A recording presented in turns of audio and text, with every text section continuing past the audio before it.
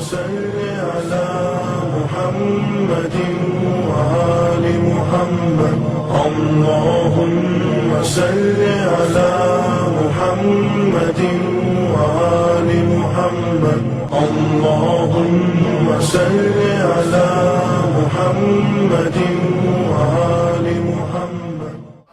کون کہتا ہے محب آل کو آتی ہے موت، زندگی کے بعد پھر ایک زندگی لاتی ہے موت، زندگی کے بعد پھر ایک زندگی لاتی ہے موت. کون کہتا ہے محب آل کو آتی ہے موت کہ شام ڈھل کر صبح جیسے بن گئی ہر کے لیے، زندگی میں اس طرح تبدیل ہو جاتی ہے موت. ایک مرتبہ سورہ الحمد اور 3 مرتبہ سورہ توحید کی تلاوت فرما کر سیدہ انصار فاطمہ بنت ولی حیدر کو ارشاد فرما. رحم اللہ من قرأ الفاتحہ. لا حول ولا قوت الا باللہ العلی العظیم. اعوذ باللہ من الشیطان اللعین الرجیم. بسم اللہ الرحمن الرحیم. الحمد للہ رب العالمین والعاقبۃ للمتقین والجنۃ للمطیعین والنار للملحدین والصلاۃ والسلام علی مولانا مولا الثقلین ابی القاسم محمد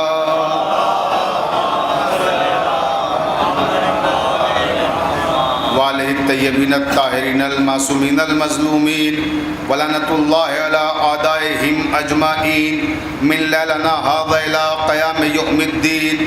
اما بعد قال اللہ تبارک و تعالی فی کتابہ المبین.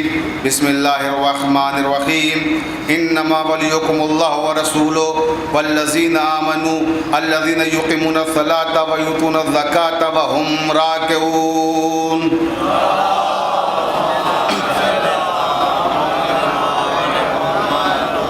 یہ کائنات اور اس کائنات کا ذرہ ذرہ محمد وآل محمد علیہ السلام کا مقروض ہے.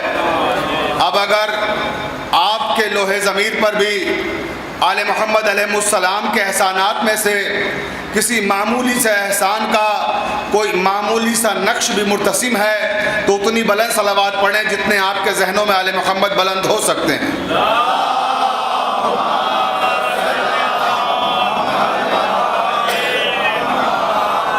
واجب الاحترام سامعین کرام، محبان اہل بیت علیہم السلام، میں نے جس آیہ مبارکہ کو سرنامہ کلام قرار دیا ہے وہ قرآن مجید کے 5ویں سورہ مائدہ کی 55ویں آیت ہے، اور میں نے اس کو عنوان گفتگو 2 وجوہات کی بنا پر قرار دیا ہے.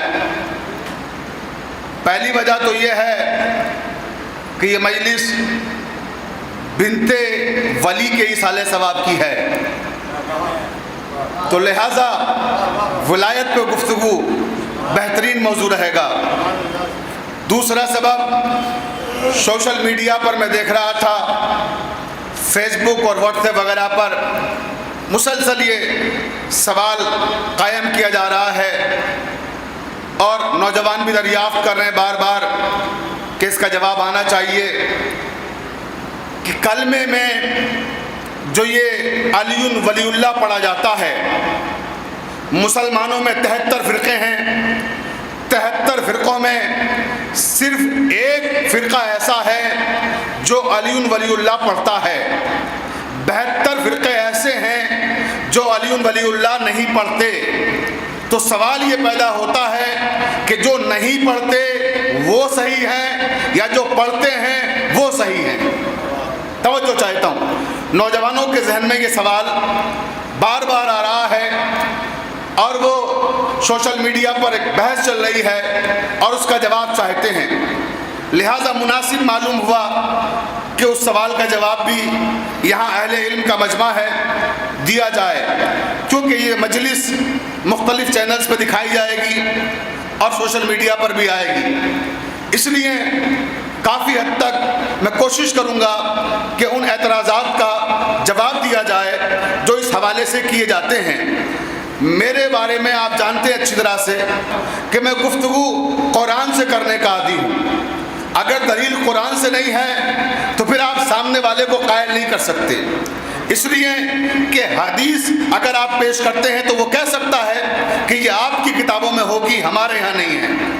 توجہ چاہتا ہوں. اور پھر حدیث کیا معلوم کہ معتبر ہے یا غیر معتبر، ثقہ ہے یا غیر ثقہ، راوی ضعیف ہے یا مستند ہے. لیکن قرآن کے تعلق سے آپ یہ نہیں کہہ سکتے.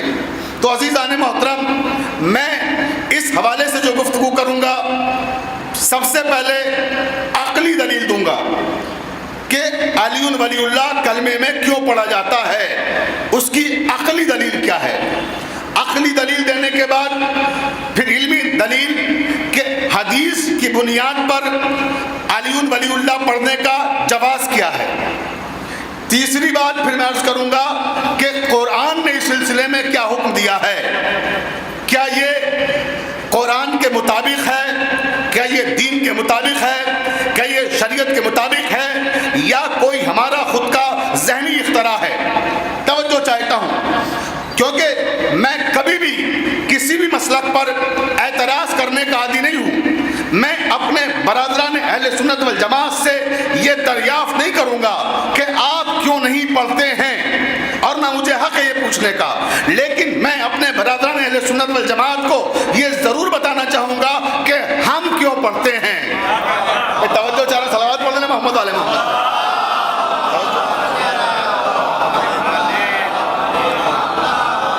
اب اگر آپ کی سمجھ میں آئے تو آپ بھی پڑھیں. توجہ چاہتا ہوں. آئیے اب پہلے دیکھیں اس آیہ مبارکہ کے ترجمے پہ غور کریں. پروردگار نے کہا کیا؟ انما ولیکم اللہ، اللہ تمہارا ولی ہے، ورسولہ، اور اس کا رسول تمہارا ولی ہے، والذین آمنوا الذین یقیمون الصلاۃ ویؤتون الزکاۃ وہم راکعون، اور وہ صاحبان ایمان تمہارے ولی ہیں جو حالت رکوع میں زکوٰۃ دیتے ہیں.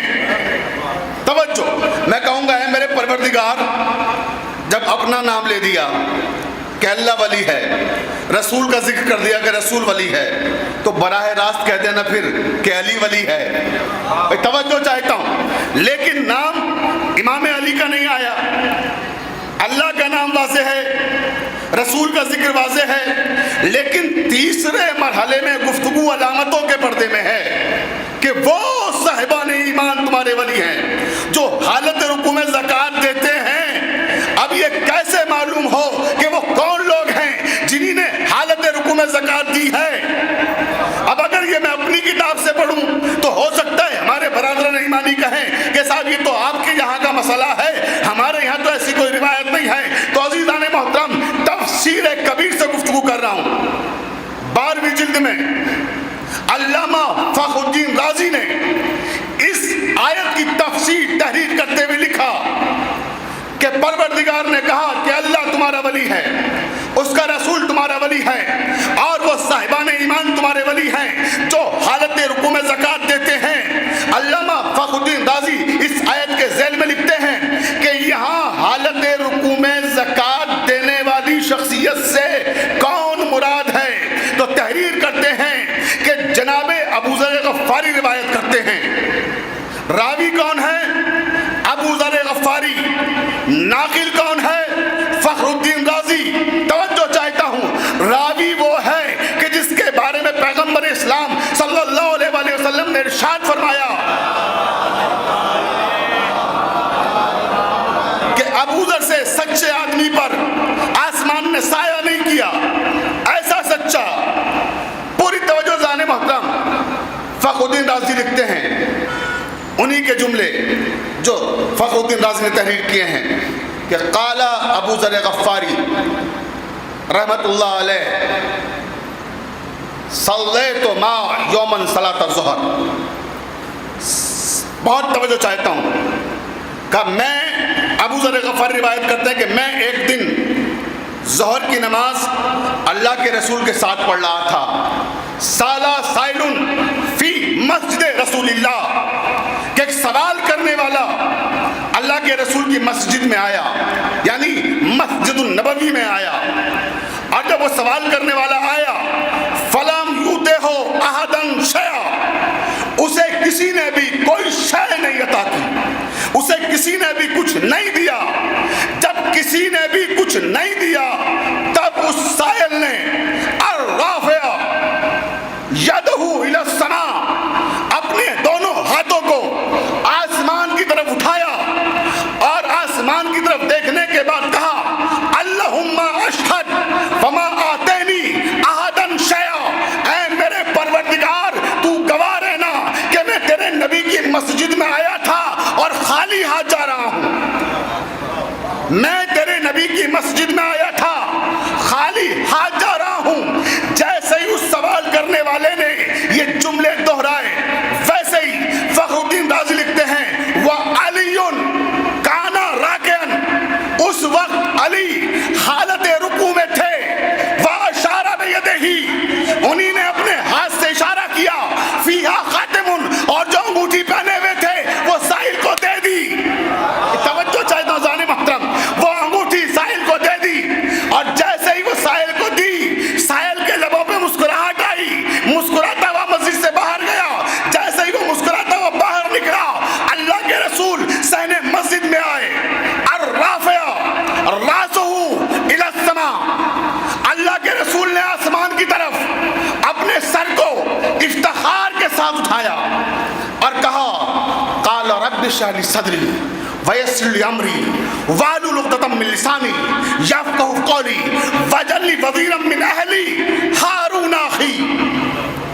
یہ دعائے کلیم ہے، یہ کلمات دہرائے اور دہرانے کے بعد پھر اللہ کے رسول نے کہا اے میرے پروردگار، یا الہی و مولائی، یا رب الارباب، ذالک الموسیٰ انی محمد، اے میرے پروردگار یہ دعا کرنے والا موسیٰ تھا جس نے یہ کہا تھا کہ اے میرے رب میرا جانشین میری زندگی میں بنا دے، وہ موسیٰ تھا. تو نے اس کی دعا قبول کر لی اور میں انی محمد، میں تیرا محمد، میں تیرا یاسین، میں تیرا مدثر، میں تیرا طٰہٰ، کیا میری دعا قبول نہیں کرے گا؟ کیا میرا جانشین میری زندگی میں نہیں بنائے گا؟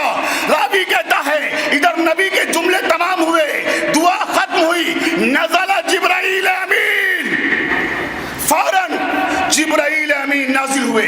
اقرا بہذہ الآیہ، حکم آیا کہ اے میرے نبی اس آیت کو پڑھو انما ولیکم اللہ ورسولہ والذین آمنوا الذین یقیمون الصلاۃ ویؤتون الزکاۃ وہم راکعون. صلوات پڑھ دے محمد والے محمد.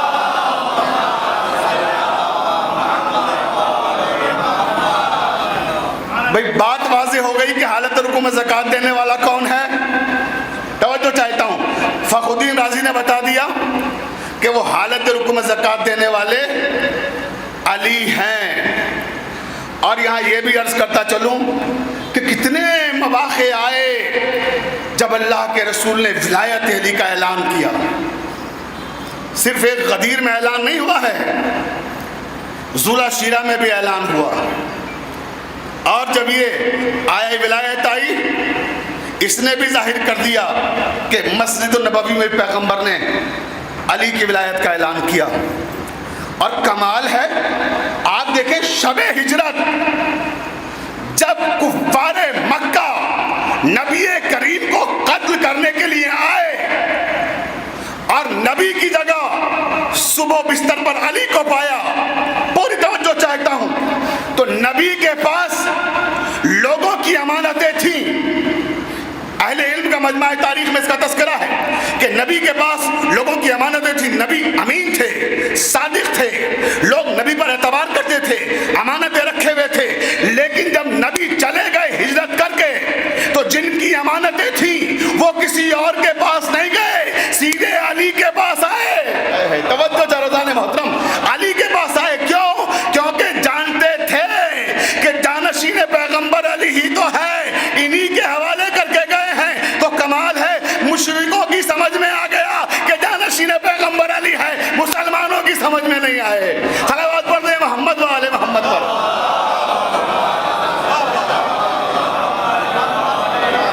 توجہ ہے. اب آئیے عزیزان محترم ذرا سا یہ دیکھیں کہ جس گفتگو کا میں نے آغاز کیا تھا کہ ہم کلمے میں علی ولی اللہ کیوں پڑھتے ہیں، یہ ہمارے علماء کا اجتہاد نہیں ہے،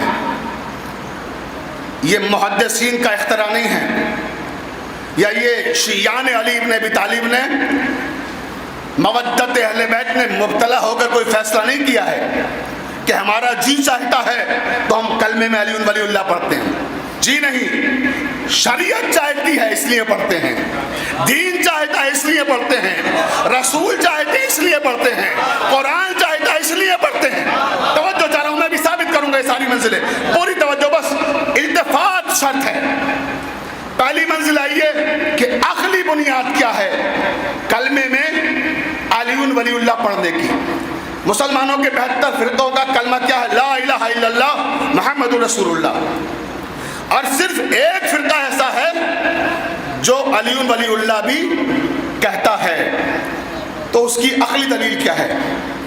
اس کی عقلی دلیل یہ ہے کہ الحمدللہ ہمیں یزیدیت کا معیار معلوم ہے. کیا ہے؟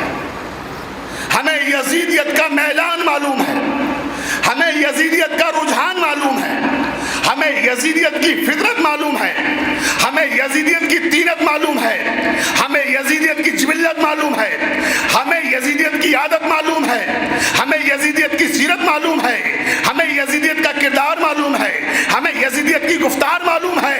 اس لیے ہم نے کلمے میں علی ولی اللہ کہا ہے.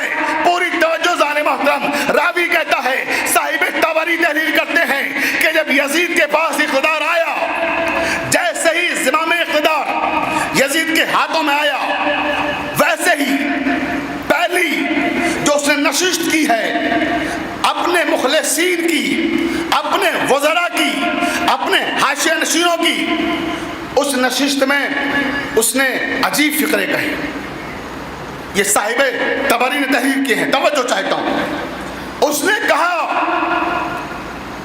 کہ میں یہ جو آواز اذاں آتی ہے اس آواز کو پسند نہیں کرتا.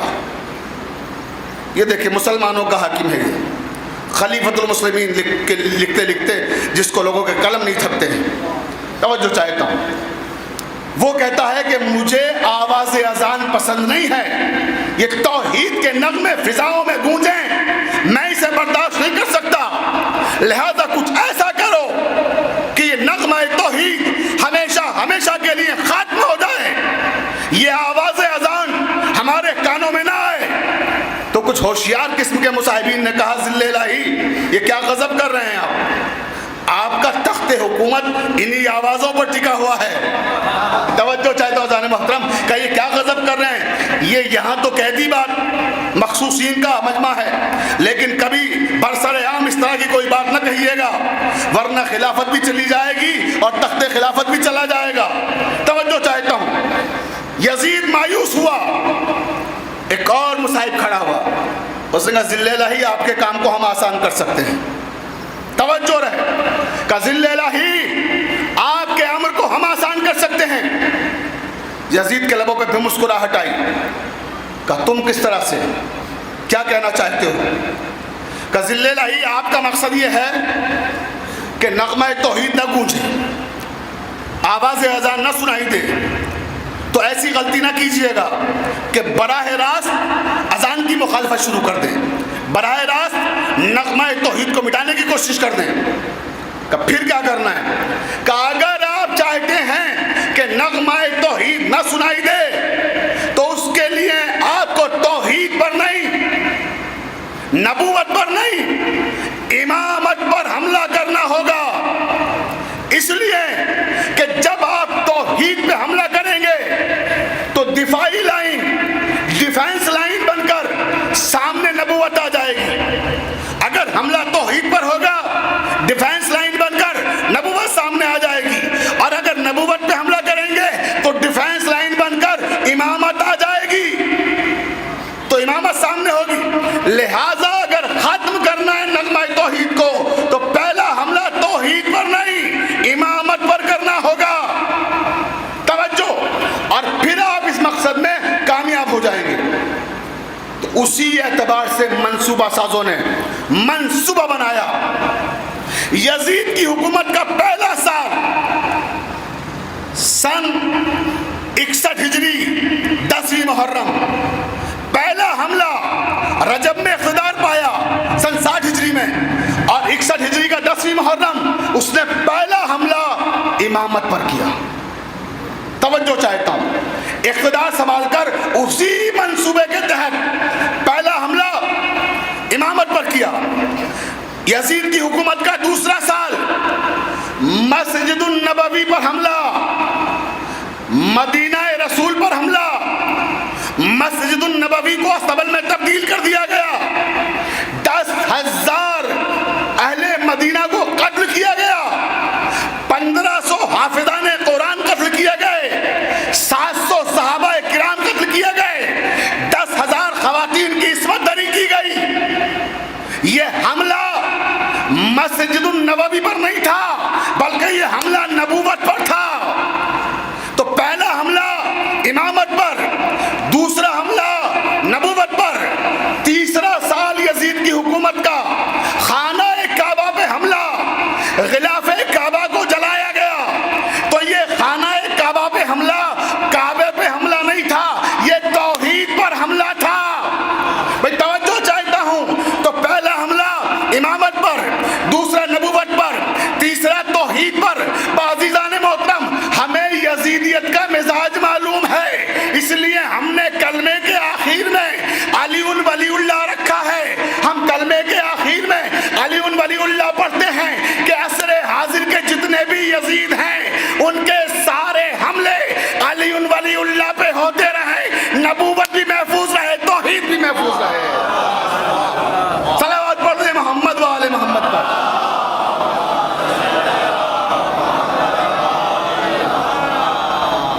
توجہ ہے؟ تو ان کے سارے حملے علی ولی اللہ پہ ہوتے رہے، نبوت بھی محفوظ اور توحید بھی محفوظ. میں اکثر کہا کرتا ہوں کہ اے میرے برادران اہل سنت، تمہیں تو ہمارا شکر گزار ہونا چاہیے.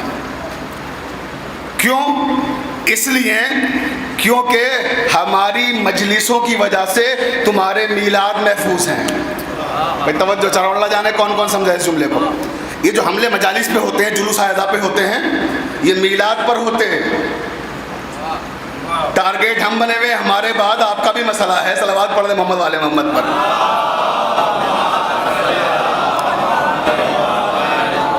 بھائی انہیں نہ آپ پسند ہیں نہ ہم پسند ہیں. یہ جنت البقیع کو منہدم کرنے والی جو قوم ہے، جو نسل ہے، کل انہدام جنت البقیع کا موقعہ تقاریر کی گئی.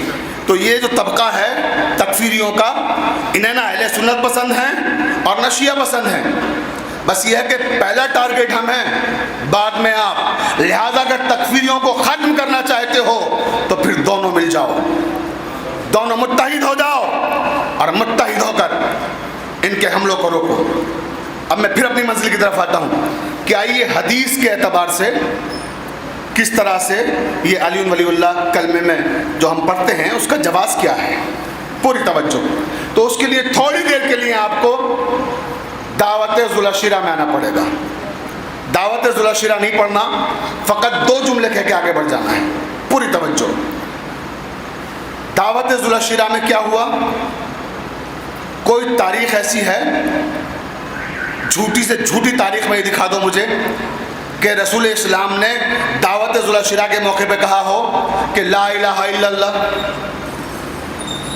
قولوا لا الہ الا اللہ، کہو اللہ ایک، اللہ کے سوا کوئی معبود نہیں ہے. کوئی مسلک ایسا ہے جو کہے کہ صاحب دعوت ذوالعشیرہ میں یہ اعلان کیا رسول نے؟ نہیں، رسول نے یہ اعلان دعوت ذوالعشیرہ میں نہیں کیا. یہ اعلان تو بہت بعد میں فاران کی چوٹیوں سے ہوا ہے کہ قولوا لا الہ الا اللہ.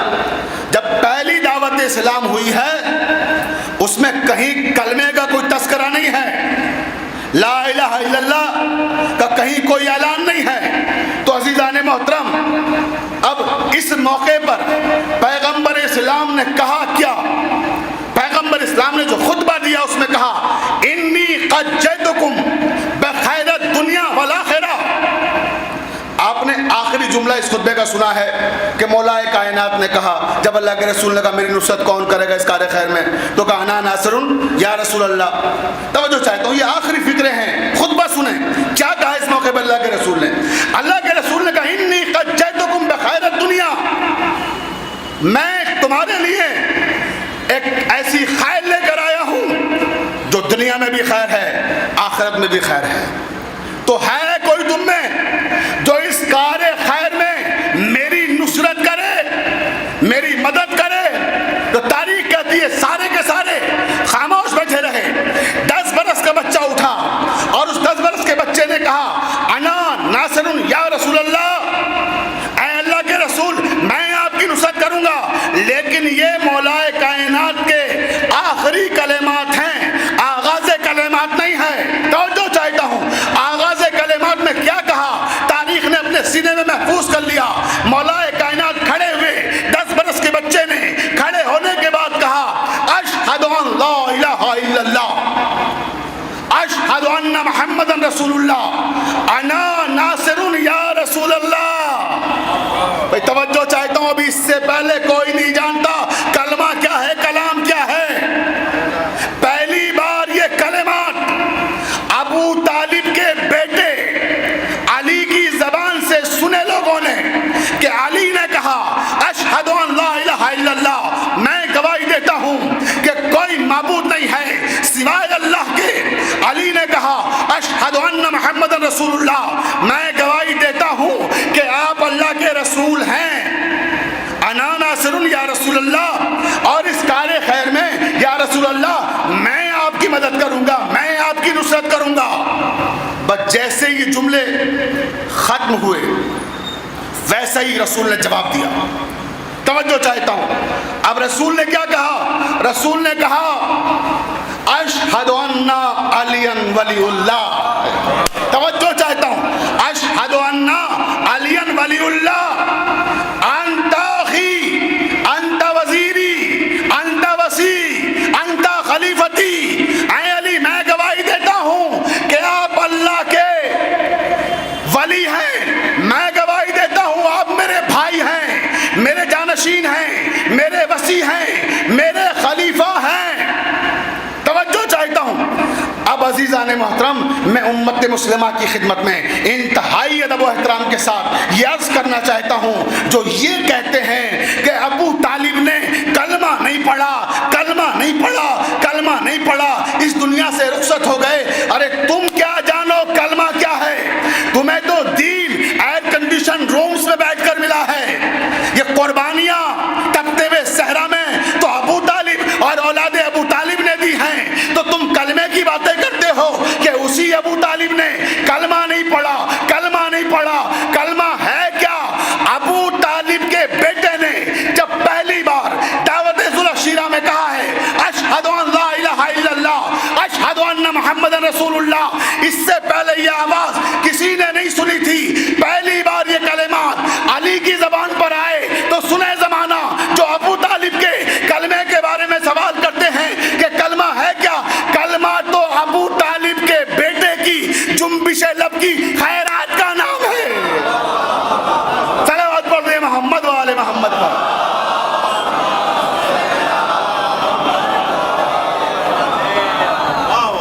توجہ ہے، یہ تو ابو طالب کے بیٹے کی جنبش لب کی خیرات ہے جسے تم کلمہ کہتے ہو۔ اور پھر ہیں میرے برادران اسلامی، ذرا غور کرو کہ آپ جو کلمہ پڑھتے ہیں وہ کلمہ کون سا ہے، اور جو ہم پڑھتے ہیں وہ کلمہ کون سا ہے؟ توجہ رہے، لا الہ الا اللہ محمد رسول اللہ، یہ کلمہ کون سا ہے؟ یہ تو وہ کلمہ ہے جو علی نے پڑھا تھا۔ توجہ چاہتا ہوں ذہن محترم، اشہد ان لا الہ الا اللہ، اشہد ان محمد رسول اللہ۔ علی دشمنی میں یہ بھی بھول گئے کہ جو کلمہ پڑھا جا رہا ہے وہ ابو طالب کے بیٹے کا دیا ہوا ہے۔ توجہ چاہتا ہوں، تو آپ تو وہ کلمہ پڑھتے ہیں جو علی نے دیا ہے، اور ہم وہ کلمہ پڑھتے ہیں جو نبی نے دیا ہے۔ صلوات پڑھ دیں محمد و آل محمد پر۔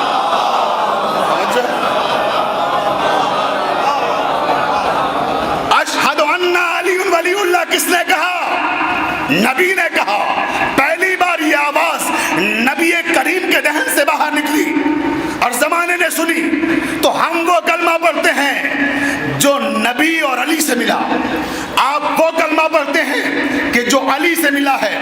اب یہ عجیب اتفاق ہے کہ اہل سنت والجماعت کا ٹائٹل آپ کے پاس ہے، عمل ہم کر رہے ہیں۔ صلوات پڑھ رہے ہیں محمد و آل محمد پر۔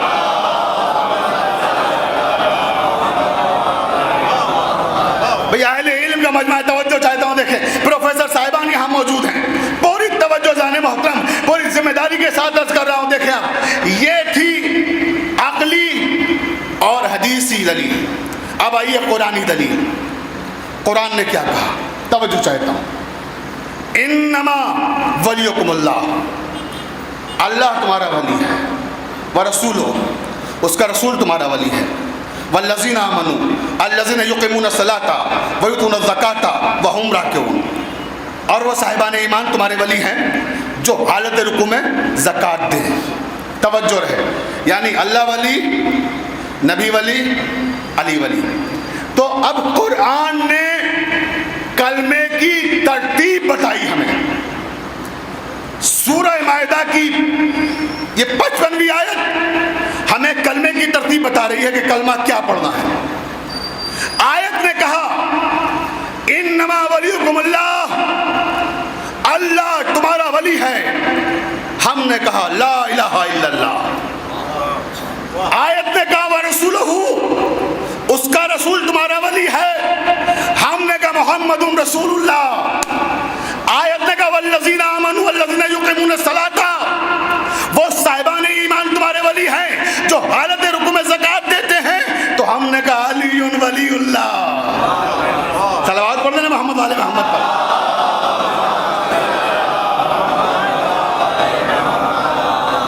اب میں پوچھنا چاہتا ہوں اپنے برادران اسلامی سے انتہائی ادب کے ساتھ کہ قرآن نے تو 3 ولایتیں پیش کی تھی، آپ نے کلمے میں فقط 2 ولایتوں کا تذکرہ کیا، تیسری ولایت کہاں چلی گئی؟ قاری صاحب آپ لوگوں کا کیا، آپ لوگ تو بڑے مبالغے سے کام لیتے ہیں۔ توجہ، آپ لوگ مبالغے سے کام لیتے ہیں۔ بھئی ہم نے کیا مبالغہ کر دیا؟ ندوۃ العلماء لکھنؤ کا ایک معتبر مدرسہ ہے، بلکہ مدرسہ کیا یونیورسٹی کا یہ جامعہ ہے،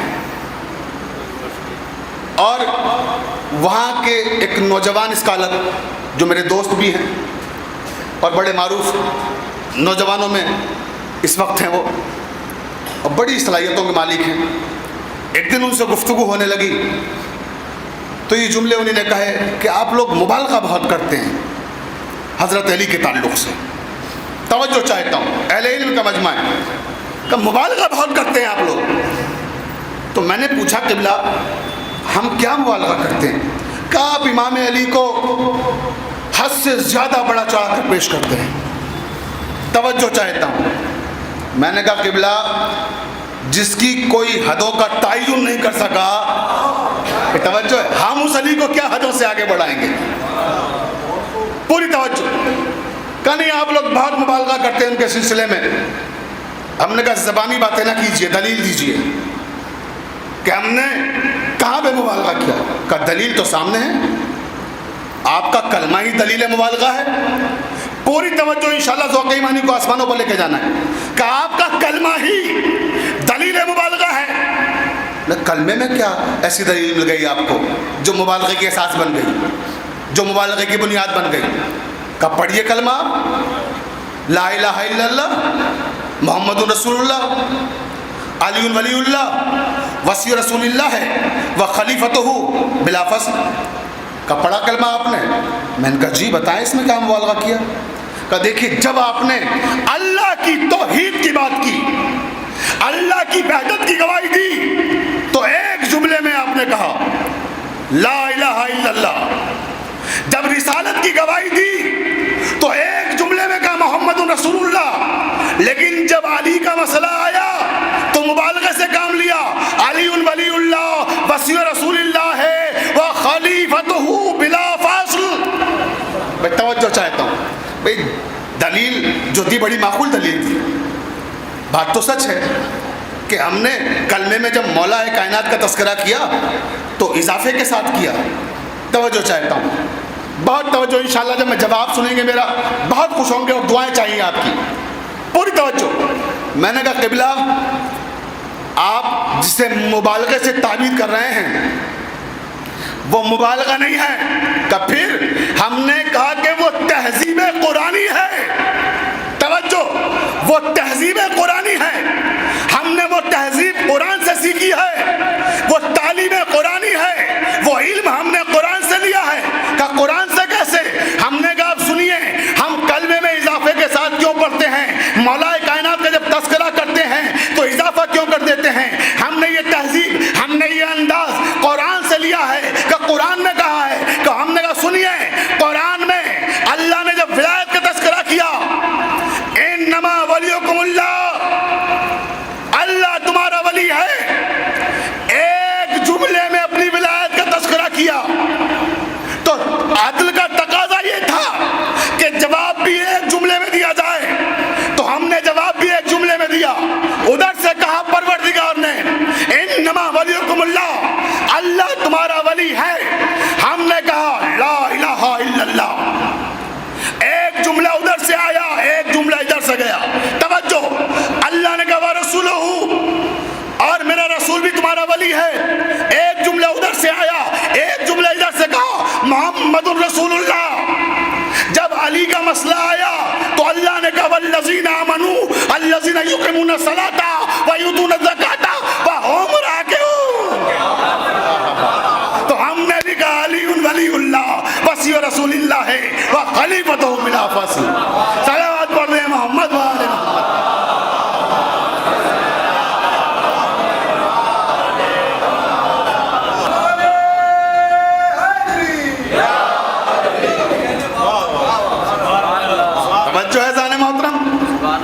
تو ہم نے یہ غلط تو نہیں کہا تھا کہ تہذیب قرآنی ہے, یہ تعلیم قرآنی ہے. ہم نے تو یہ انداز قرآن سے سیکھا ہے.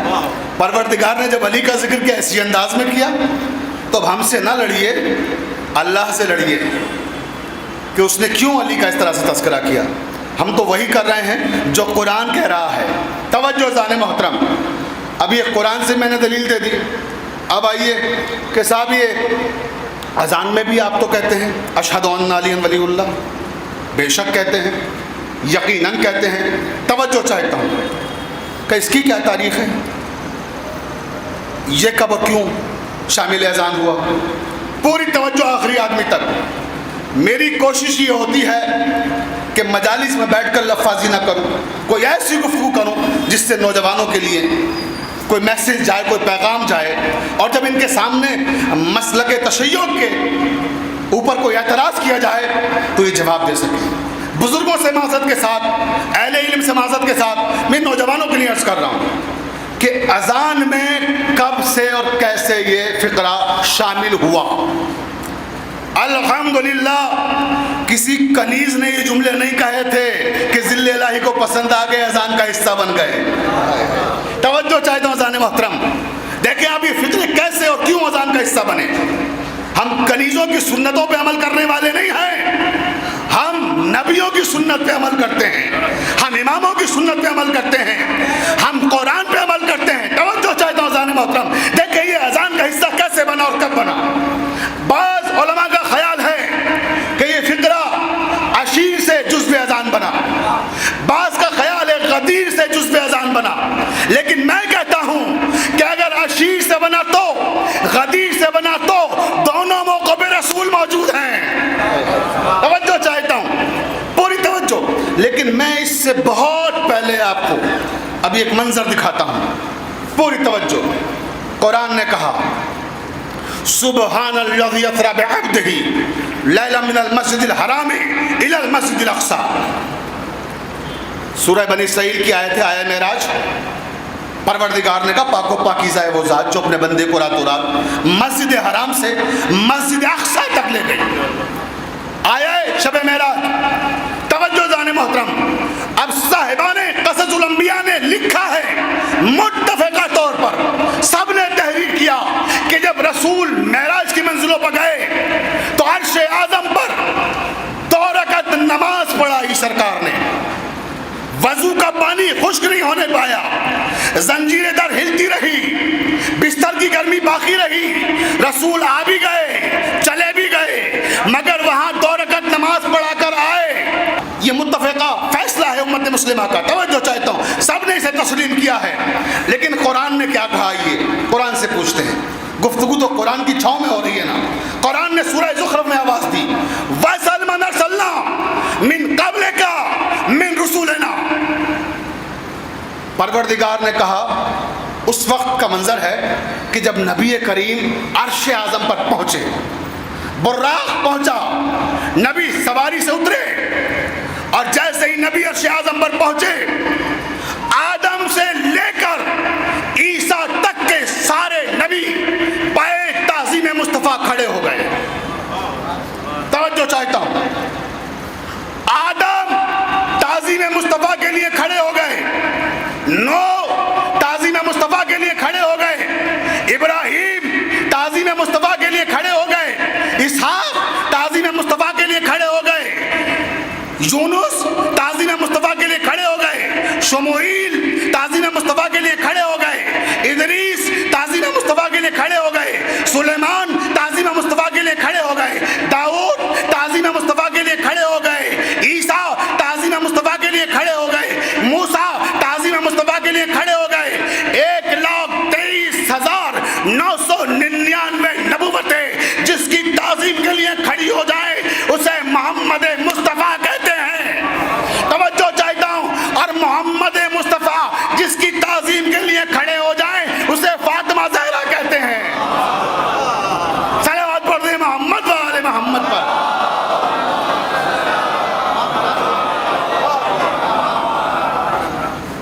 وَاسْأَلْ مَنْ أَرْسَلْنَا مِنْ قَبْلِكَ مِنْ رُسُولِنَا۔ اب یہ منزل آئی، جب تعظیم و تکریم کے سلسلے تھمے تو اللہ نے کہا اے میرے نبی، اب ذرا ان سے پوچھ تو لو کہ ہم نے انہیں نبی کیوں بنایا ہے۔ توجہ چاہتا ہوں، دیکھیں ہم نے انہیں نبی کیوں بنایا ہے، ذرا پوچھو ان سے، ہم نے نبوت کیوں دی ہے انہیں۔ نبی نے کہا یا ایھا النبیون لما بعثتکم، اے گروہ انبیاء میں جاننا چاہتا ہوں کہ تمہیں نبی کیوں بنایا اللہ نے۔ آدم سے لے کر عیسیٰ تک کے سارے نبیوں نے لکھا، سارے نبیوں نے کہا، صاحب عمدۃ البیان نے تحریر کیا کہ آدم سے لے کر عیسیٰ تک کے سارے نبیوں نے ایک ہی جواب دیا، سب نے کہا اے تاجدار انبیاء، اے خاتم النبیین، اے افضل المرسلین، ہم نے 3 ولایتوں کا اقرار کیا ہے۔ توجہ، تو ہمیں نبوت ملی ہے۔ اللہ کے رسول نے بڑی معصومیت سے پوچھا اے گروہ انبیاء وہ کون سی ولایتیں ہیں جن کا تم نے اقرار کیا ہے؟ کہ سرکار ہم نے کہا ہے، آدم سے لے کے عیسیٰ تک سب یک آواز ہو کے کہہ رہے ہیں کہ ہم نے کہا ہے اشہد ان لا الہ الا اللہ، اشہد ان محمد رسول اللہ، اشہد ان علی ولی اللہ۔ بھائی توجہ چاہ رہا ہوں ذہن محترم، ٹھہرے ایک جملہ آپ کی شاداب سماعتوں کی نظر کرنا چاہتا ہوں۔ نبیوں نے علی کی ولایت کا اقرار کیا تو نبوت ملی، کمال ہے۔ نبیوں کو نبوت نہیں ملتی جب تک علی کی ولایت کا اقرار نہ کر لیں، اور آپ سمجھ رہے ہیں آپ کو جنت مل جائے گی۔ صلوات پڑھ دیں محمد و آل محمد پر۔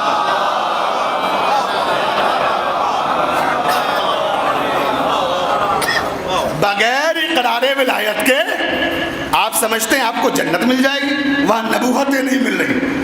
توجہ چاہتا ہوں ذہن محترم، پوری توجہ، یہ مرحلہ بھی سر ہو گیا، انٹروڈکشن کی منزل آئی، تعارف کی منزل آئی۔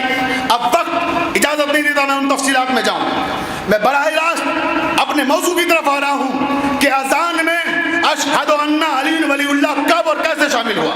پوری توجہ، اب وہ منزل آئی کہ جس پر مسلمانوں کے 73 فرقے متفق ہیں کہ 2 رکعت نماز اللہ کے رسول نے فرشتوں کو پڑھائی۔ توجہ رہے، صفیں آراستہ ہو گئیں، امامت کے لیے محراب امامت میں خاتم النبیین تشریف لے آئے. اب یہاں ٹھہر کر ایک سوال کرنا چاہتا ہوں کہ آج تک کبھی ایسا ہوا ہے کہ نبی نے کوئی حکم دیا ہو اور اس پہ خود عمل نہ کیا ہو؟ ہر مسلمان کہے گا ایسا ہے ہی نہیں. سرکار تو پہلے خود عمل کرتے تھے، بعد میں ہمیں حکم دیتے تھے. پہلے نماز خود پڑھی، تب کہا نماز پڑھو. پہلے روزہ خود رکھا، پھر کہا روزہ رکھو. حج خود کیا، تب کہا کہ حج کرو. توجہ چاہتا ہوں. جہاد خود کیا، پھر کہا کہ جہاد کرو. پوری توجہ زانے محترم. تو ہر امر نبی نے پہلے خود کر کے دکھایا، بعد میں حکم دیا. تو ہمیں کیا حکم ہے کہ جب نماز جماعت ہو تو جماعت سے پہلے اذان اور اقامت کہیں. یہ سنت موقدہ ہے، ایسی سنت جس کی بہت زیادہ تاکید کی گئی ہے کہ جماعت سے نماز ہو تو اذان اور اقامت ضرور کہیں. اگر میدان جنگ میں نماز ہو رہی ہے تو پھر حکم شریعت یہ ہے کہ اگر موقع نہیں ہے تو اذان نہ کہی جائے، اقامت نہ کہی جائے. لیکن اگر عام معمول کے مطابق جماعت آراستہ ہو رہی ہے تو ضروری ہے، لازم ہے کہ اذان کہی جائے. تو میں پوچھنا چاہتا ہوں اپنے برادران ایمانی و اسلامی سے کہ اللہ کے رسول نے شب معراج بغیر اذان کی نماز پڑھائی تھی؟ بھائی توجہ چاہتا ہوں زانے محترم. کیا بغیر اذان کے نماز ہو گئی؟ نہیں. پڑھیے تاریخ انبیاء. تاریخ انبیاء میں صاف صاف لکھا ہوا ہے کہ پہلے اذان ہوئی، بعد میں نماز ہوئی. توجہ زانے محترم. نماز سے پہلے اذان. صاحبہ نے تاریخ انبیاء نے تحریر کیا کہ نبی کریم جب محراب عبادت میں آئے، ایک بار مامومین کی صفوں پر نظر ڈالی. مامومین میں کون تھے؟ اہل دہلی تھے. توجہ چاہتا ہوں. کون تھے؟ نبی. سارے نبی ہیں، سارے رسول، فرشتے، ملائکہ، یا یہ عرض کروں کہ معصوم مامومین ہیں اور معصوم امام ہے، اور نماز جماعت ہونے جا رہی ہے. اللہ کے رسول کی نظریں عیسیٰ پر جا کر ٹھہر گئی اور آواز دی کہ عیسیٰ آؤ گلدستہ اذان پر آ کر اذان دو. توجہ چاہتا ہوں. دیکھیں اذان میں اشہد ان علی ولی اللہ کب اور کیسے شامل ہوا. پوری توجہ دعائیں چاہوں گا آپ کی. کہو اذان دو. عیسیٰ گلدستہ اذان پر آئے. عیسیٰ نے اذان شروع کی. اللہ اکبر. جو ترتیب اذان نے 4 بار کہا. پھر اشہد ان لا الہ الا اللہ، اشہد ان محمد رسول اللہ. راوی کہتا ہے کہ یہاں پہنچ کر عیسیٰ نے اذان روک دی. بڑی توجہ زانے محترم. اذان روک دی، مڑے، مڑ کر اللہ کے رسول سے سوال کیا کہ ما خلفتا یا رسول اللہ. اللہ کے رسول آپ تو آسمان پر آ گئے اور اللہ کا وعدہ ہے کہ روئے زمین ایک لمحے کے لیے بھی ہادی برحق سے خالی نہیں رہ سکتی. توجہ توجہ زانے محترم کہ ہادی برحق سے ایک لمحے کے لیے بھی زمین خالی نہیں رہ سکتی. آپ تو یہاں آ گئے. اب ذرا یہ تو بتائیے کہ ما خلفتا یا رسول اللہ، اے اللہ کے رسول روئے زمین پر اپنا جانشین کس کو بنا کر آئے ہیں؟ توجہ توجہ زانے محترم. کس کو اپنا جانشین بنا کر آئے ہیں؟ سرکار اس کے نام کا اعلان کیجئے تاکہ میں شامل اذان کروں.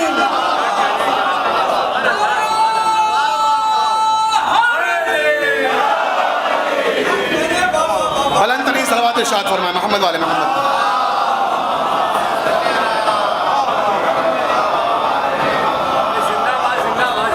توجہ آخری آدمی تک کہ یا رسول اللہ یہ تو بتائیے کہ روئے زمین پر اپنا جانشین کس کو بنا کر آئے ہیں؟ ما خلفتا یا رسول اللہ آپ بیان کریں تاکہ میں اس کا نام جزو اذان بناؤں، تاکہ میں اس کا نام اذان میں لوں. اللہ کے رسول نے جواب دیا خلفتو خیر العالمین امیر المومنین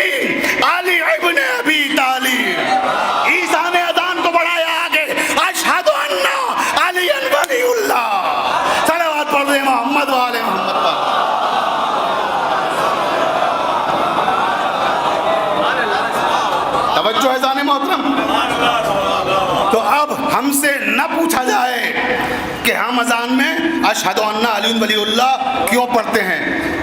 برادران ایمانی، اب آپ بتائیے آپ کیوں نہیں پڑھتے؟ صلوات پڑھ دینا محمد والے محمد پر۔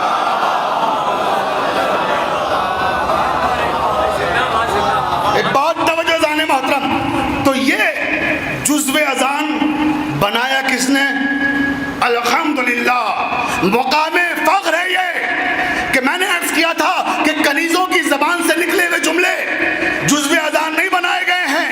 جب یہ جزو اذان بنا تو 1,24,000 نبی گواہ بنے۔ میں توجہ چاہتا ہوں، کروڑوں فرشتے گواہ بنے ولایت علی کے۔ خاتم النبیین نے مہر لگائی، تب یہ فقرہ جزو اذان بنا ہے۔ اور میں یہاں کہوں گا یا رسول اللہ، ہماری جانیں قربان آپ پر، سرکار ذرا اتنا تو بتا دیجئے، یہ 1,23,999 پیغمبر آپ کے سامنے تھے، آپ نے عیسیٰ سے کیوں اذان دلائی؟ بھئی توجہ چاہتا ہوں جانے محترم، یہ عیسیٰ سے اذان کیوں دلائی؟ اتنے سارے نبی تھے، کسی کو پکار دیتے وہ آ جاتا اذان دے دیتا، مگر عیسیٰ سے کیوں؟ کہ خبردار تمہیں نہیں معلوم، ہم نے عیسیٰ سے اذان اس لیے دلائی ہے تاکہ تمرین کرا دے، مشق کرا دے، جب میرا آخری آئے گا وہ نماز پڑھائے گا، عیسیٰ اذان دے گا۔ صلوات پڑھ دیں محمد والے محمد پر۔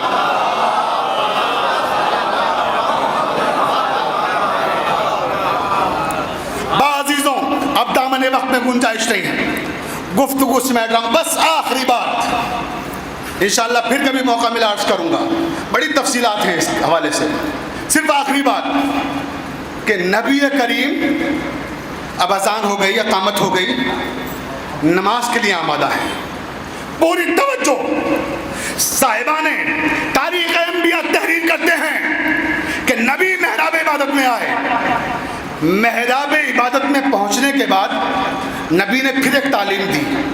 معلم اخلاق نے کیا کہا ہے کہ اگر آپ نماز جماعت میں ہیں اور جو امام ہے وہ نماز کا آغاز کرنے جا رہا ہے، جماعت کا آغاز ہونے جا رہا ہے، اور اس کے علم میں یہ بات آ جائے کہ کوئی دوسرا عالم بھی جماعت میں شریک ہے، تو معلم اخلاق نے کہا اخلاق کا تقاضا یہ ہے کہ پھر وہ امام مڑے اور اس دوسرے عالم سے کہے سرکار آپ نماز پڑھا دیں۔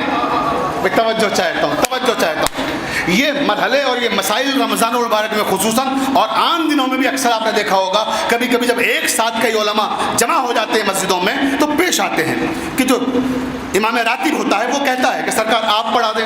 اس کا مطلب یہ نہیں ہوتا کہ واقعی سرکار آپ آ جائیے، توجہ ہے، یہ اخلاق ہے اور اس کے پیچھے پورا فلسفہ پوشیدہ ہے۔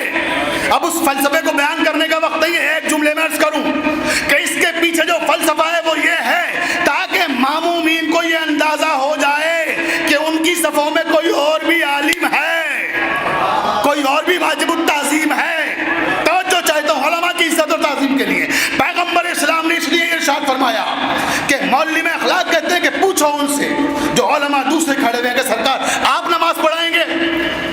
اب یہ کیسے ممکن ہے کہ جس معلم اخلاق نے ہمیں یہ تعلیم دی ہو کہ جب محراب عبادت میں آنا تو پوچھ ضرور لینا کہ قبلہ آپ پڑھائیں گے نماز، تو یہ ممکن ہے بھلا کہ خود انہی نے اس تعلیم کو فراموش کر دیا؟ اب وہاں اتنے سارے نبی ہیں، کس سے پوچھیں کہ سرکار آپ آئیے؟ توجہ جانے محترم، کس سے کہیں کہ آپ آ کے امامت کیجئے؟ اب نبی کریم کھڑے ہو کر 1,23,999 پیغمبر سامنے صف بستہ کھڑے ہوئے ہیں، نبی کی نگاہیں پھر جا کر ایک نبی پر ٹھہر جاتی ہیں۔ اتنے نبیوں میں کہیں کس سے؟ ایک کا انتخاب کیا اور وہ خلیل خدا جناب ابراہیم علیہ السلام۔ فرمایا اے جد اعلیٰ، آپ امامت کے فرائض انجام دیں۔ پوری توجہ، اپنے جد کو خطاب کیا، نسل ابراہیم سے ہے نا پیغمبر، کہ سرکار آپ آئیے، آپ اس وقت نماز جماعت کے فرائض انجام دیں۔ جناب ابراہیم نے ایک عجیب جواب دیا جس سے موجودہ زمانے میں 1300 سال سے اٹھنے والے ایک فتنے کا جواب ہمیں بھی مل گیا۔ توجہ چاہتا ہوں آخری آدمی تک، بہت فیصلہ کن جملہ آپ کو سنانے جا رہا ہوں۔ جناب ابراہیم نے عجیب فقرہ کہا۔ ابراہیم کہتے ہیں کہ اے سید الانبیاء، اے خاتم النبی، اے نبیوں کے سلطان، آپ کی موجودگی میں امامت کروں؟ شارع ابراہیمی میں افضل کی موجودگی میں مفضول کو نماز پڑھانے کی اجازت نہیں ہے۔ بھائی توجہ چاروں زانے محترم، کہ ابراہیم کی شریعت اس بات کی اجازت نہیں دیتی کہ افضل کی موجودگی میں مفضول امامت کرے۔ آپ ہیں افضل المرسلین، آپ ہیں خاتم النبی، اگر آپ کی موجودگی میں نے آج امامت کے فرائض انجام دیے تو دین بھی جائے گا، ایمان بھی جائے گا۔ اللہ جانے کون کون اس جملے تک پہنچا۔ پوری توجہ چاہتا ہوں۔ کیا کہا کہ دین بھی جائے گا، ایمان بھی جائے گا۔ کب؟ اگر افضل کی موجودگی میں مفضول نے امامت کی۔ شریعت ابراہیم میں اگر افضل کی موجودگی میں مفضول نماز پڑھائے تو دین بھی چلا جاتا ہے، ایمان بھی چلا جاتا ہے۔ بازیزان محترم، اب پریشان نہ ہوا کیجئے، نوجوانوں گھبرایا مت کیجئے۔ جب لوگ کہیں صاحب امام علی نے تو ان کے پیچھے بھی نماز پڑھی، ان کے پیچھے بھی نماز پڑھی، ان کے پیچھے بھی نماز پڑھی۔ توجہ چاہتا ہوں کہ ان کے پیچھے، ان کے پیچھے، ان کے پیچھے، سب کے پیچھے امام علی نے نماز پڑھی۔ پوری توجہ آخری آدمی تک زانے محترم۔ تو اب اگر امام علی نے نماز پڑھی ان کے پیچھے، ان کے پیچھے، ان کے پیچھے، تو امام علی کا کچھ نہیں بگڑا۔ جس نے علی کی موجودگی میں نماز پڑھائی اس کا دین بھی گیا، ایمان بھی گیا۔ صلوات پڑھ دے محمد والے محمد۔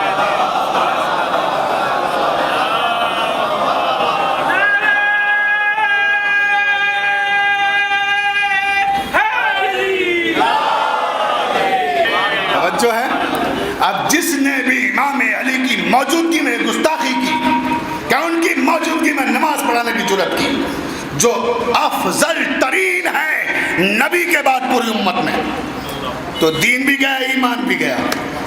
علی پہ کوئی حرف نہیں آتا، علی کی عظمتوں میں کوئی کمی واقع نہیں ہوتی۔ اسی طرح سے جیسے ابراہیم کو اللہ نے امام بنایا تھا، قال انی جاعلک للناس اماما کہہ کر، اور مقابلے پر کون تھا؟ توجہ، مقابلہ کس سے تھا؟ نمرود سے۔ نمرود کے پاس کیا تھا؟ طاقت نمرود کے پاس، اقتدار نمرود کے پاس، تلواریں نمرود کے پاس، لشکر نمرود کے پاس، خزانے نمرود کے پاس، حکومت نمرود کے پاس، اور ابراہیم کے پاس فقط امامت تھی۔ اس وقت میں امت مسلمہ سے پوچھنا چاہتا ہوں، کیا عظمت ابراہیمی میں کوئی کمی واقع ہو گئی؟ کا کمال کرتے ہیں، ابراہیم کی عظمت میں کوئی کمی واقع نہیں ہوئی۔ تخت کسی کے پاس ہو، اقتدار کسی کے پاس ہو، لشکر کسی کے پاس ہو، حکومت کسی کے پاس ہو، خزانہ کسی کے پاس ہو، باعزیزان محترم یہی تو معاملہ ہے۔ امامت تو علی کے پاس تھی، حکومت کسی کے پاس ہو، اقتدار کسی کے پاس ہو، خزانہ کسی کے پاس ہو۔ صلوات پڑھ دے محمد والے محمد۔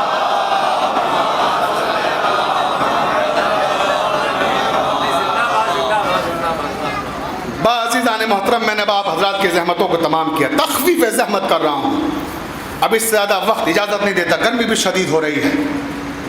یہ مجلس جیسا کہ میں نے عرض کیا تھا ایک مومنہ کے ایصال ثواب کے لیے منعقد کی گئی ہے۔ یہ سیر روزہ مجالس کا جو سلسلہ ہے، ایک ایسی مومنہ جس نے ملت شیعہ کو دو عظیم فرزند دیے، ایک بیٹی ایک بیٹا۔ بیٹی دی جو ذاکرہ اہل بیت ہے، بیٹا دیا جو شاعر اہل بیت ہے۔ ایک ذاکر ایک شاعر، تو خوش نصیب ہے وہ ماں کہ جس نے اپنے جانے کے بعد بھی اہل بیت علیہ السلام کے علوم کو فروغ دینے والی اولاد اس دنیا میں چھوڑی ہے. توجہ ہے. ہماری بہن ڈاکٹر عالیہ طہا صاحبہ الحمدللہ ممتاز اور معروف ذاکرہ ہیں، نہ صرف یہ کہ ہندوستان کی بلکہ بر صغیر کی اہم ترین ذاکرات میں آپ کا شمار ہوتا ہے. اور ان کے بھائی جناب حسن طہا صاحب بہت عمدہ شاعر ہیں، خوش فکر شاعر. میں نے ان کی شاعری سنی ہے، وہ جدے میں مقیم ہیں، مگر شاعری تو انسان دنیا کے کسی گوشے میں بیٹھ کر کرے، پوری دنیا کو اپنے اشعار سے منور کر دیتا ہے. تو یہ مقام افتخار ہے مرحومہ کے لیے کہ انہوں نے ایسے بچے چھوڑے جو ذکر اہل بیت کے فروغ دینے کا سبب بنے، اور ہر ماں ایسی ہی اولاد چھوڑ کر جائے کہ جو عزاداری کو فروغ دے، تو وہ مائیں قابل تحسین ہیں. ابھی آپ نے پروفیسر عین الحسن صاحب سے کیا خوبصورت مسدس سماعت فرمایا ماں کی عظمت کے حوالے سے. ایک ایک بند بیش قیمت، بلکہ شاید یہ جملے مناسب نہیں ہیں اگر میں کہوں کہ ایک ایک بند بیش قیمت، ایک ایک مصرع بیش قیمت تھا. خون جگر کو صرف کر کے کہا گیا تھا. اور یہ ایسے ممکن نہیں ہوتا کہ کسی کی ماں مر جائے اور کوئی بھی شعر کہہ کر لے آئے. یہ شعر جب کہے جاتے ہیں جب دل سے آواز آتی ہے. توجہ ہے.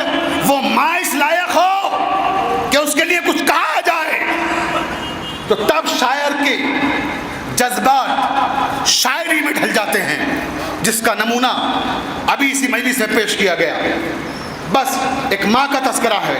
اور ابھی جو مرثیہ پڑھا گیا جناب زینب کے حال کا مرثیہ تھا.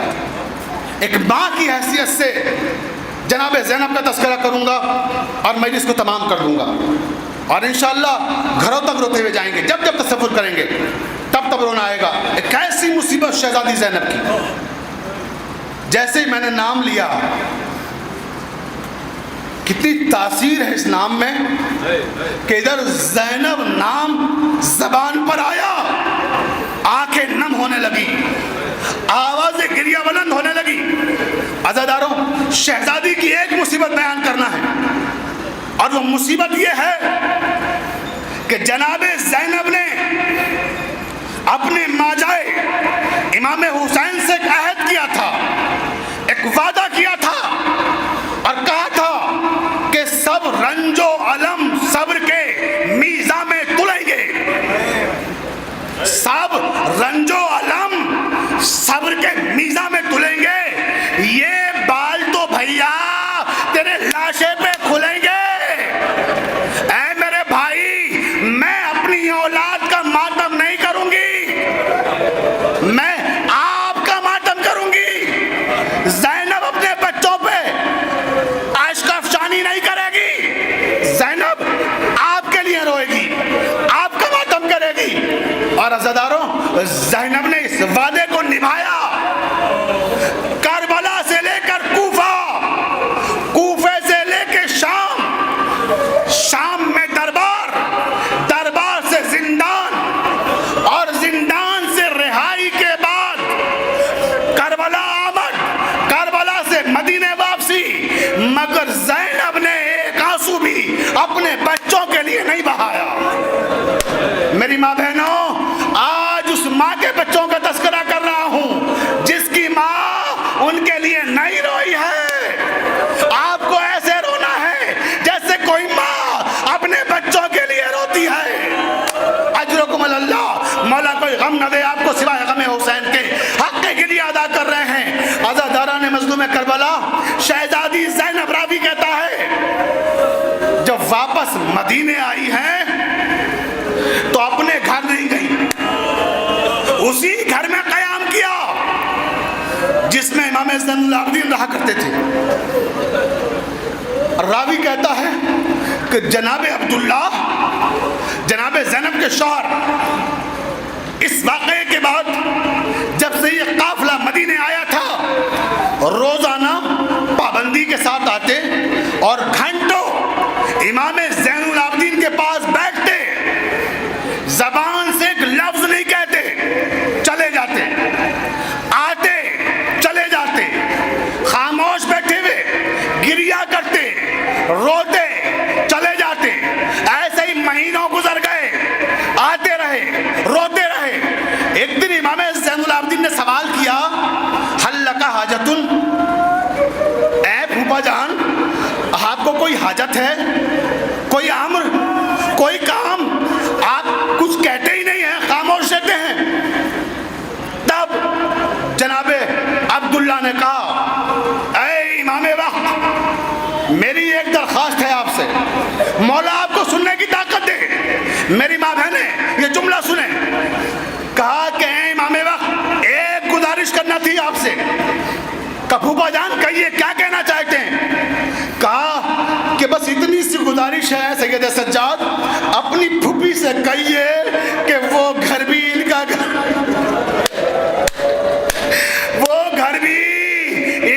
گھر ہے، کبھی چند لمحوں کے لیے اپنے گھر بھی تشریف لے آئے۔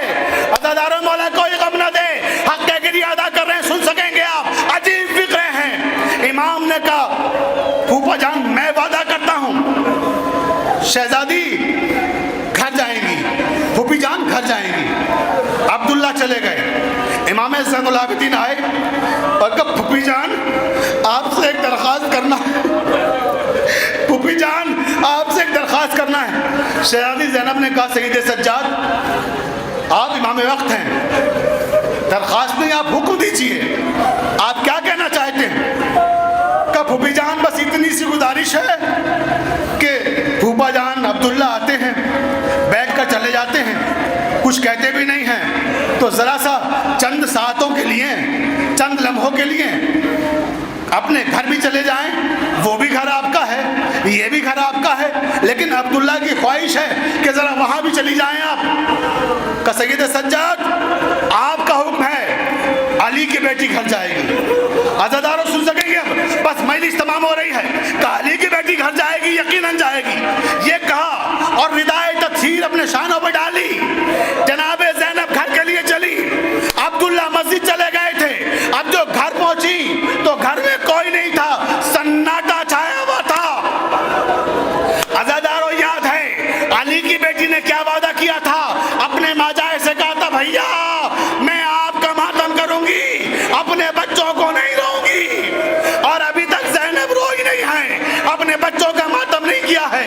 اب جو سینے خانہ میں آئی، گھر میں بیٹھی، سامنے نگاہ پڑی اون محمد کے چھوٹے چھوٹے حجروں میں گئی، چھوٹے چھوٹے مسلح، صبر نہیں کر پائی، آنسو نہ روک سکی، نعرہ بلند کیا، واہ محمدہ، واہ نا، ہائے میرا اون، ہائے میرا محمد، اجرکم اللہ، مولا کوئی غم نہ دے آپ کو سوائے غم حسین کے۔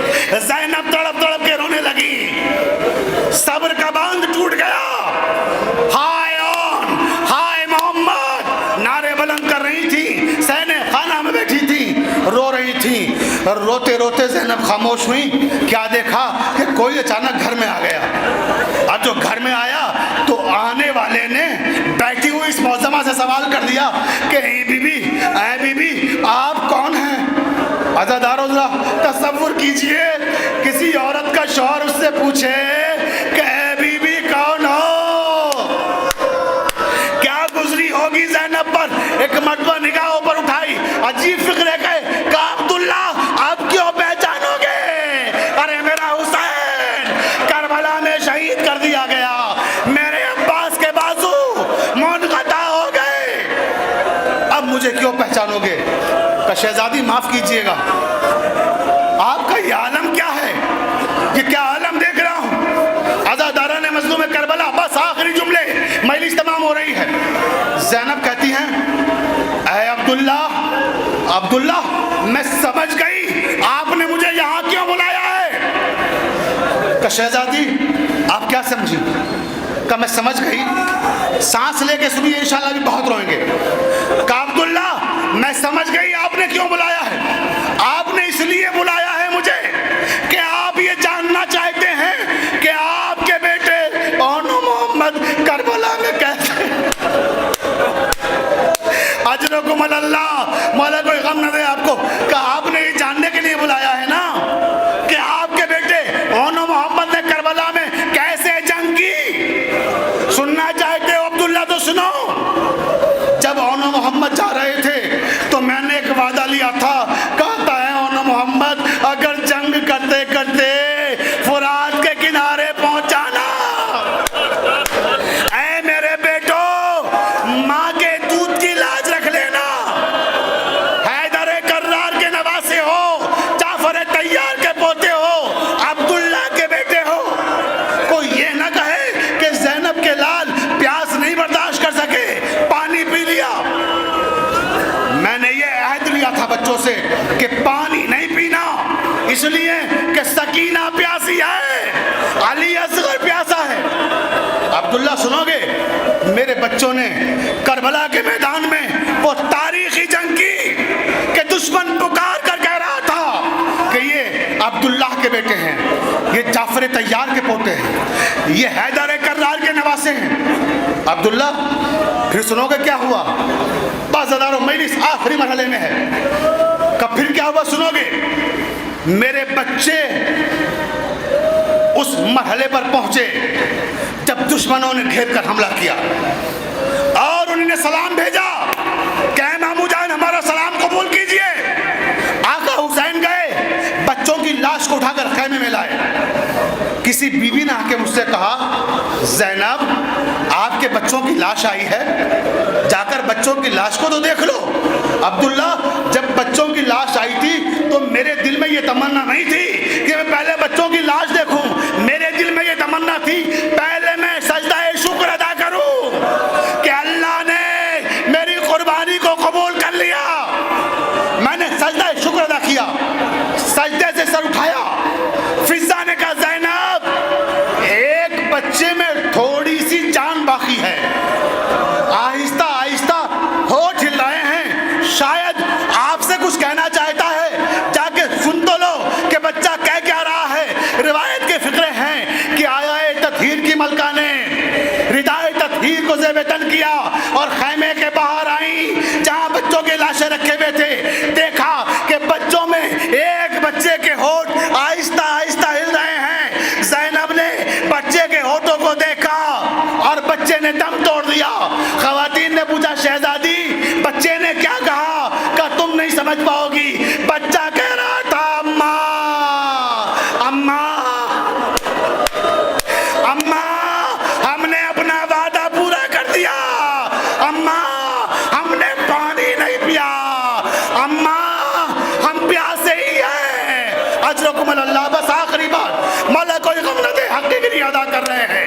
ایک مرتبہ اب زینب کہتی عبداللہ سن لیا بیٹوں کا حال، یہی جاننا چاہتے تھے. عبداللہ کہتے ہیں شہزادی میں یہ نہیں جاننا چاہتا تھا کہ اونو محمد کیسے لڑے، اونو محمد نے کیسی جنگ کی. کب پھر عبداللہ تم کیا جاننا چاہتے تھے؟ عزادارو بس آخری جملہ مجلس تمام ہو رہی ہے. عبداللہ کہتے ہیں شہزادی مجھے جنگ صفین کا وہ جملہ مولا کائنات کا یاد آ رہا تھا جب میرے مولا نے کہا تھا جنگ صفین کے موقع پر کہ میرے چار بیٹے ایسے ہیں کہ اگر یہ ایک جگہ جمع ہو جائیں تو میدان جنگ کا نقشہ الٹ دیں اور کوئی طاقت انہیں جنگ کو فتح کرنے سے روک نہیں سکتی. کہ شہزادی امیر المومنین نے جنگ صفین کے موقع پر کہا تھا کہ اگر عباس جس جنگ میں موجود ہو، حسین جس جنگ میں موجود ہو، مسلم ابن عقیل جس جنگ میں موجود ہوں، عبداللہ ابن جعفر جس جنگ میں موجود ہوں، یہ چاروں بیٹے میرے جس جنگ میں ہو اس جنگ کا نقشہ بدل دیں گے. تو شہزادی مجھے جنگ صفین کے علاوہ جنگ کرنے کا موقع نہیں ملا. مسلم کو اپنی شجاعت دکھانے کا تھوڑا سا موقع کوفے میں ملا، عباس کو تھوڑا سا موقع جنگ صفین میں ملا، لیکن آج تک ہم نے حسین کو جنگ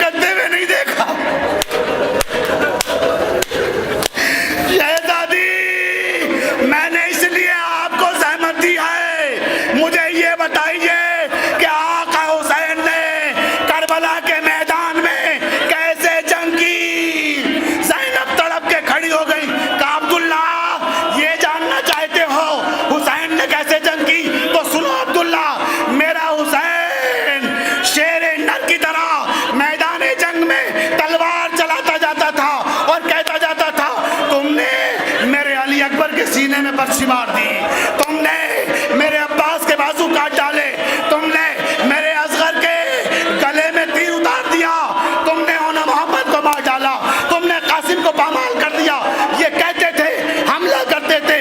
فوج کوفے کی دیوار سے ٹکرا رہی تھی، جیسے ہی حسین کا حملہ ہوتا فوج کوفے کی دیوار سے ٹکراتی. حسین کربلا میں جہاد کر رہے تھے، اچانک آواز آئی، یا ایھا النفس المطمئنہ ارجعی الی ربک راضیۃ مرضیہ. پروردگار نے کہا، اے نفس مطمئن، بس کرو، بس جنگ کو روک دو. حسین نے اپنی تلوار کو وہیں روک دیا اور نیام میں تلوار کو رکھا. بازادارو آخری جملے مجلس تمام ہو رہی ہے، عبداللہ سنو. حسین نے تلوار کو نیام میں رکھا اور جیسے ہی نیام میں رکھا بھاگا ہوا لشکر سے مٹایا. اور اب ہیں عبداللہ کیا سنو گے؟ جس کے ہاتھ میں تلوار تھی اس نے تلوار سے حملہ کیا، جس کے ہاتھ میں تیر تھے وہ تیر چلا رہے تھے، جس کے ہاتھ میں نیزے تھے وہ نیزے مار رہے تھے. اے عبداللہ، جس کے پاس کچھ بھی نہیں تھا وہ پتھر اٹھا کر حسین کی طرف اچھال رہے تھے. اور جب تیر برس رہے تھے، پتھر برس رہے تھے، کسی بیوی کے رونے کی آواز آ رہی تھی. جنگل سے آئی فاطمہ زہرا کی یہ صدا، امت نے مجھ کو لوٹ لیا، واہ مصیبتہ ہے یہ ظلم اور دو عالم کا مقتدا. اس وقت کون حق کے رفاقت کرے ادا؟ 1900 ہے زخم تنے چاک چاک پر، زینب نکل، حسین تڑپتا ہے خاک پر.